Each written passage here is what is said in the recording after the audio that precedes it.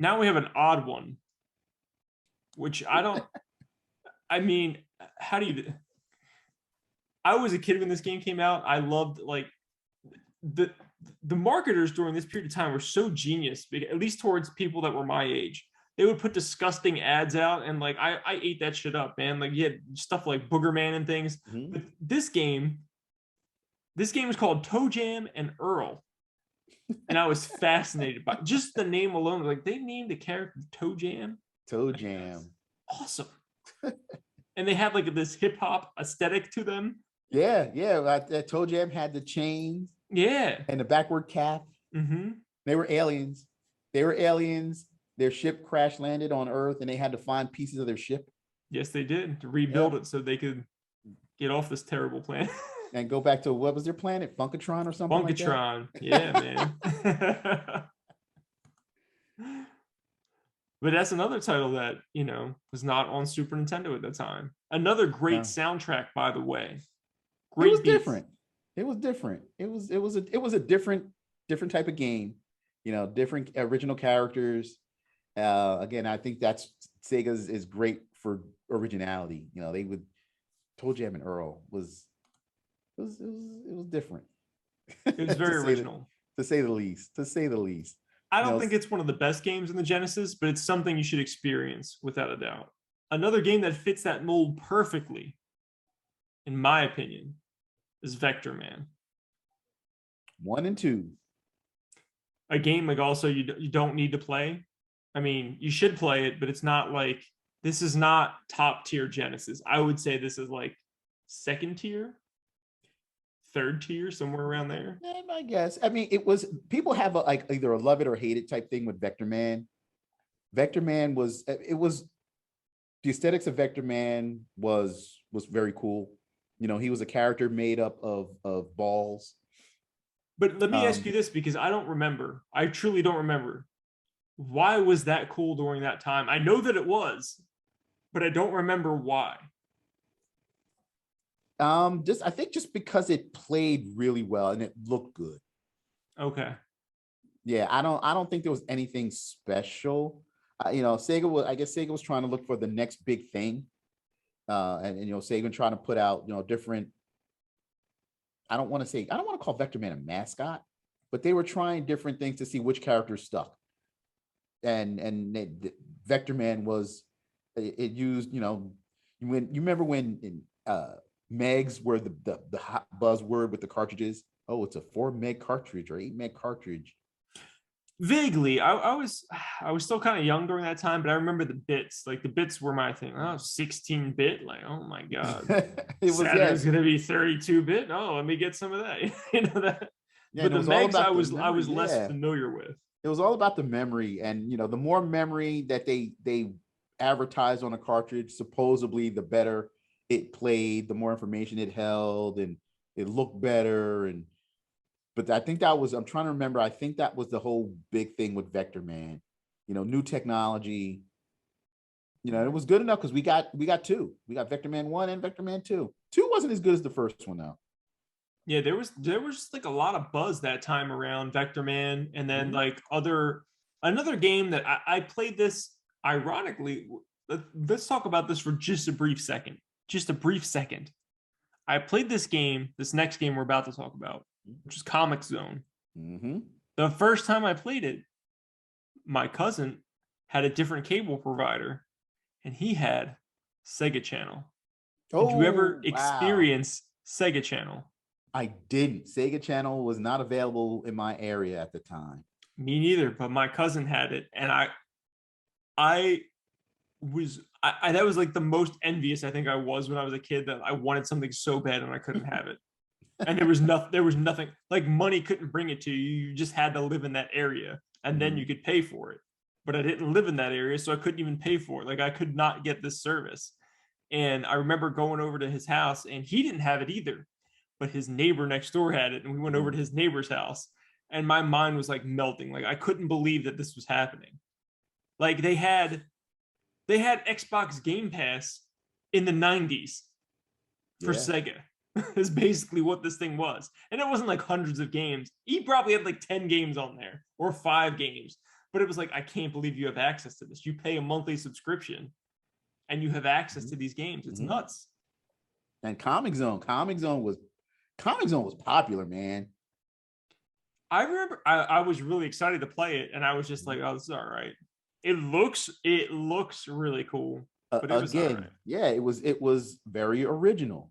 You know, I was in the comics, I was all about it. You do a comic on the title, I was like, I'm buying it. I don't care. But that was, again, when gaming magazines were popular back then, that was the one thing that they kept pushing, you know, Comic Zone and how different it was. And it's a brawler, but you're trapped, you're sucked into this comic book and you fight. You fight one screen and then you switch panels like a comic book. But some of it was like a puzzle too, though, right? Like sometimes you would get stuck in that section of the comic book and you had to figure out how to get to the next panel, right? Correct. Okay. Correct. Yeah. Sometimes you had to like destroy a manhole so you can drop down to the next panel on that comic page. Sometimes he would just grab the panel and just kind of swing to the next panel. But again, you were fighting your way through this comic book. And like I said, the graphic was nice. It played well. It was just different. And it was really cool. I enjoyed that game so much. I remember being disappointed because like you were just talking about how it was built up in all these magazines. Everything I was reading was like, this is the game to end all games. And then I played it and I was like, it's all right. It's not. I think Sonic 2 is way better than Comic Zone. I know they're completely different games for the most part, but I couldn't comprehend why everybody was so excited about this game. Because it was different. It was different. Yeah, I guess that's why. It was different. And there was nothing like it at that time.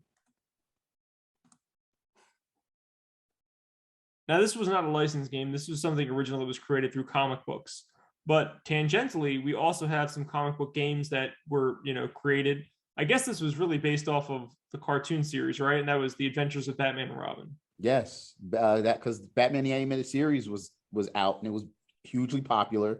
And this was based off of the series, not the comic books during that period of time. This is right. This is off the cartoon that was on Fox, and Sega made a game.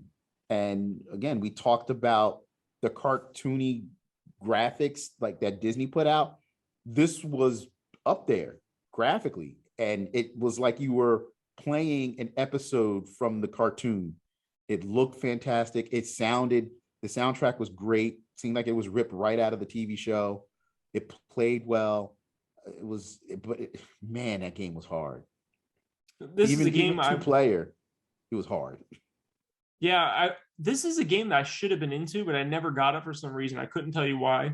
I don't remember renting it, but I was like, this is a period of my life where I was into Batman. I liked the '89 Batman movie, the sequel that came out, and I enjoyed watching the cartoon as well. I watched that cartoon pretty frequently, so I'm surprised that I never played the game, and I couldn't tell you why I didn't. So I'm kind of sad that I missed it. But if you're saying it's as hard as it was hard, man. It was. I really probably would have just been like, I'm done. Yeah, it was difficult, man. It was really difficult. Like I said, even with the two-player, and again, we talked about the differences between the Genesis and Super Nintendo, because the Super Nintendo also had an Adventures of Batman and Robin, but it was a different game, and it wasn't as good as the Genesis one. Yeah, that would happen from time to time for sure. And if you could find the Genesis one, it's actually pretty hefty. I'm looking at Game Eye now, and it's like $110 if you can find one complete. Oh wow! Yeah, it's up there. You would think a property like that, just with the license alone, it would have sold like tons of copies, and it would be relatively inexpensive. When I say that, I mean like $40-$50, something like that. Mm-hmm. But at the time too, the Genesis was kind of, I want to say it's like towards the latter part of its lifespan. Okay. And they also changed the box that the games came in. They used to come in that hard plastic, and then at that point they switched to the all cardboard. Why would they do that? So to save money. Of course, it's to save money, but it's such a I have some of those. I have a cardboard Vector Man. It's Vector Man was cardboard. It's freaking terrible. Comic Zone, I want to say, was cardboard. But to find, yeah, and that's the thing, to find one that's complete, that's in a decent shape, because they're all cardboard, is tough. Right, because when you made the cardboard boxes, just like when you did with the NES, people just threw those away. But when you had the plastic clamshell, the Genesis, people kept them because they were like, "Oh, well, this is just convenient. I'm gonna keep this." You know, since we're talking about, you know, comic books and superheroes, it was, I guess you can call it a superhero game, but it wasn't a known one. It's my superhero game. He was mine too, and we're talking about Boogerman, a pick and flick adventure. What a title! I know, man. I mean, this game appealed to me more than probably anything else during that period of time. This and like there was a Beavis and Butthead game, which was great on Genesis, not so great on Super Nintendo. This game was right up there with that, man. Like you literally picked your nose and flicked boogers as a weapon. You would fart, you would burp. Those were weapons as well. Yep. And then you would go down into like sewers and stuff. You would flush yourself down a toilet and go into like the underground area, which was like the sewers, which also kind of related to Ninja Turtles at that time. There was a lot of games going into sewers, ironically, during the period of Ninja Turtles. But it was a good game on top of all the ridiculousness. Yes. Yes, it was good. It was. It was like a platformer. Not a shooter. It wasn't a shooter. It was a platformer. It was a platformer because it was left to right, up and down. It was a platformer. Awesome game. Oh yeah, Boogerman, man. Boogerman was so it looked, again, you know, we talked about the, you know, the graphics and the animation. Boogerman was up there. So there was a guy, just a very brief tangent. He came into the GameStops where I used to work at out here in California, and he was doing like a pickup or something. Like he was in there really briefly. I don't even know how I got to talking to him, but I ended up talking to him. He's like, "Oh, yeah, I'm a developer." I was like, "Oh, that's cool, man." And then like I think he said he worked like Ubisoft or somewhere now. I can't remember exactly where, but I didn't even care about that because he was like, "Oh, I used to work for a bunch of companies," and then he mentioned Interplay. And I was like, "Oh my god!" Like they made some awesome games back in the day, man. And I think the dude did some work on Boogerman, if I remember correctly. Like I was like, "Oh, that's so awesome!" And like. He was in there just for a pickup, so like he left like really briefly. But I was trying to get him to stay so I could talk to him about Boogerman. But like he was in a rush, so he had to go. And I was like, "Oh my god, this is so cool! This guy made Boogerman, like, or he had something to do with Boogerman, like, because it would have been the time frame he was giving me would have been around that time frame." And I was like, "Oh my god, like this is awesome, dude!" We never got another Boogerman. We only got one, and that was it. That game must have sold well, though. I don't think it sold amazing, but I think it sold well enough that it should have warranted a sequel, don't you? I would have loved a sequel. But we never got one. So we just have to enjoy the original over and over. Yes, we do. What a place and time sort of game, because that crap would never be like, nobody's making stuff like that today, man. Definitely not. This is when they made like slime and like ooze for kids. Like that crap was all over Nickelodeon. Like you would just slime somebody. Like there was like a whole disgusting era during that period of the 90s that everybody enjoyed. There was. Yes, there was. Man, Boogerman. Get yourself some Boogerman, guys. Go find it. It's out there. It is out there. Then we got Gunstar Heroes, because then we get into like the shooters. Now, this is a game I'm not familiar with. I've recently purchased this, probably within like the past 2 or 3 months. It was on sale on Xbox. It was an Xbox 360 backwards compatible title. I think I got the game for like $3 because I knew it was really. Like, yeah. I must have missed that.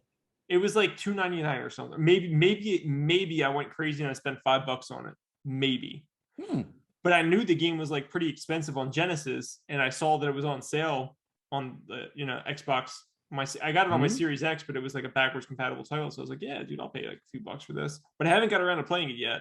What is your experience like with the game? Dude, it was great. I'm trying to remember. It was made by Treasure. And Treasure at that time was like a top-notch developer. They were kind of up there with like Rare. Probably for like 10 or 15 years. They made great games. Treasure made top-notch games. And Gunstar Heroes was definitely one of their best. And it was just a run and gun. Just a like Contra, but like a little bit like cuter, or like, it had like, some like, I guess, anime style looking stuff. So Yeah. I don't know, like a little different. Not Yeah. as like serious as Not Contra, but played not as similarly. hard. Right. Definitely not as Right. hard. But no, Gunstar Heroes was fantastic. It was, like I said, Treasure did no wrong at that point because everything they touched was great.